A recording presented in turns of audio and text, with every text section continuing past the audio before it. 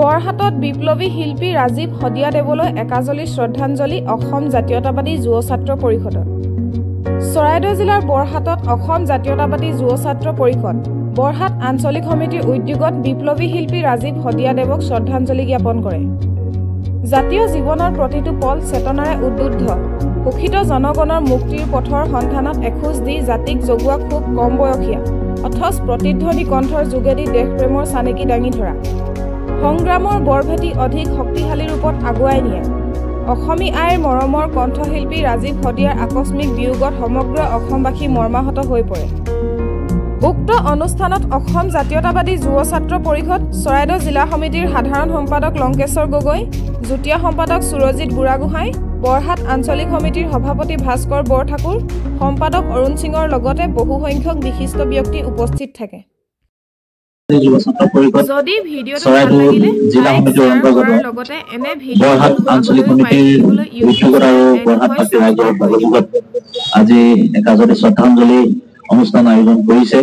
সেইদিনা আমাৰ মাজৰ পৰা হেৰাই যোৱা আমাৰ জাতি আৰু মাটিৰ হকে গাঁৱৰ চহা জীৱনৰ হকে গীত গাই যোৱা ৰাজীৱ হদিয়া শ্ৰদ্ধাঞ্জলি অনুষ্ঠান আয়োজন কৰিছে। এই অনুষ্ঠানত উপস্থিত থকা আমাৰ অসম জাতীয়তাবাদী যুৱ ছাত্ৰ পৰিষদৰ চৰাইদেউ জিলা সমিতিৰ সাংগঠনিক সম্পাদক সুৰজিৎ বুঢ়াগোহাঁই ডাঙৰীয়া আৰু বৰহাট আঞ্চলিক সমিতিৰ সভাপতি ভাস্কৰ বৰঠাকুৰ, সম্পাদক অৰুণ সিং প্ৰমুখে আমাৰ কৰ্মকৰ্তাসকল আৰু এই অনুষ্ঠানত উপস্থিত থকা আমাৰ আটাইৰে শ্ৰদ্ধাৰ সাংবাদিক ককাইদেউসকল, তৰুণ ককাইদেউ, ৰাতুল ককাইদেউ, আমাৰ ৰুস্তম ককাইদেউ প্ৰমুখে আৰু এই অঞ্চলৰ বিশিষ্ট ব্যক্তিসকল, আমাৰ লগত অহা আমাৰ আটাইৰে শ্ৰদ্ধাৰ ককাইদেউ, আমাক প্ৰতিটো ক্ষণতে সহযোগিতা আগবঢ়োৱা মোহন চাহু ডাঙৰীয়া, আমি আটাইকে অসম জাতীয়তাবাদী যুৱ ছাত্ৰ পৰিষদৰ হৈ আন্তৰিক শ্ৰদ্ধা আৰু সংগ্ৰামী অভিনন্দন জনাইছো। সৰ্বপ্ৰথমে মই শ্ৰদ্ধাৰে সোঁৱৰিছো পবিত্ৰ ক্ষণত প্ৰয়াত ৰাজীৱ হদিয়া দেৱলৈ। আচলতে তেখেতৰ যি গীত মাত আছিল, তেখেতে প্ৰতিটো সময়তে আচলতে জাতিৰ সংকটৰ সময়ত শিল্পী হিচাপে তেওঁ প্ৰথমে আচলতে গীতেৰে তেওঁ প্ৰতিবাদ কৰে।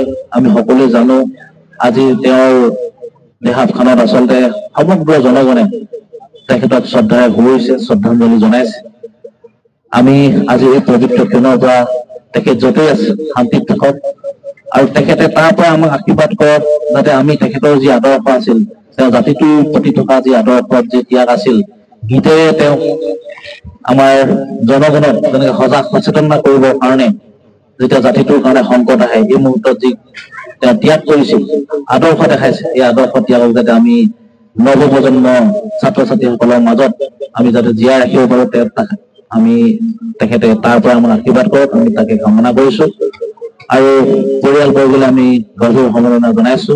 ইতিমধ্যেই পৰিয়ালটোৰ কাষত বহুজনে আচলতে সহায় সহযোগিতা আগবঢ়াইছে।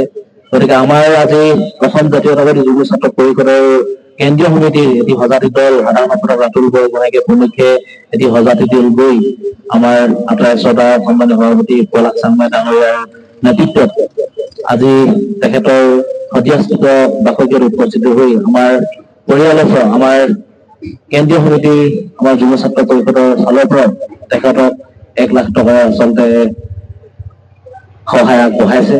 গতিকে আমাৰ এটাই কথা যে জাতিৰ হকে প্ৰতিটো মুহূৰ্তত যি গীতেৰে ৰাইজক সজাগ সচেতন কৰি জাতিটোৰ কাৰণে সন্মুখৰ পৰা আচলতে তেওঁ প্ৰতিবাদ কৰিছিল, আজি তাৰিখত আমি তেখেতে যি আদৰ্শ আৰু ত্যাগ দিছিল এই ত্যাগক কিন্তু আমি স্বীকাৰ কৰিব লাগিব।